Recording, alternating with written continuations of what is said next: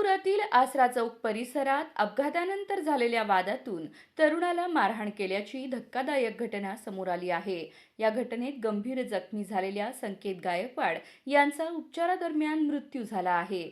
या प्रकरणी विजापूर नाका पोलिसांनी तिघांविरोधात भारतीय न्याय संहिता कलम 105, 281, 125 अ ब 3-5, मोटर वाहन कायदा कलम 184, 119/177 याप्रमाणे गुन्हा दाखल केला आहे। याबाबत प्रवीण सिद्धराम जाधव, राहणार न्यू सेफ्री colony number 4, Dongaon road, Solapur यांनी फिर्याद दिली आहे। दिनांक 17 ऑगस्ट रोजी रात्री 9:15च्या सुमारास आसरा चौक सोलापूर येथे फिर्यादी प्रवीण जाधव हे त्यांच्या मेहुण्यासोबत दुचाकीवरून जात होते। यावेळी आरोपी अजय जाधव याने भरधाव वेगाने दुचाकी चालवत फिर्यादीच्या दुचाकीला धडक दिल्याचे तक्रारीत नमूद आहे।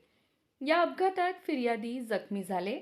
त्यानंतर आरोपी विजय जाधव आणि अनिल गायकवाड यांनी घटनास्थळी येऊन फिर्यादीचे मेहुणे संकेत गायकवाड यांच्यासोबत वाद घातला आणि त्यांना मारहाण केली। मारहाणीनंतर संकेत गायकवाड यांची प्रकृती गंभीर झाली। त्यांना उपचारासाठी सिव्हिल हॉस्पिटलमध्ये दाखल करण्यात आले होते। मात्र उपचार सुरू असतानाच दिनांक 19 ऑगस्ट रोजी रात्री 11:30च्या सुमारास डॉक्टरांनी त्यांना मृत घोषित केले।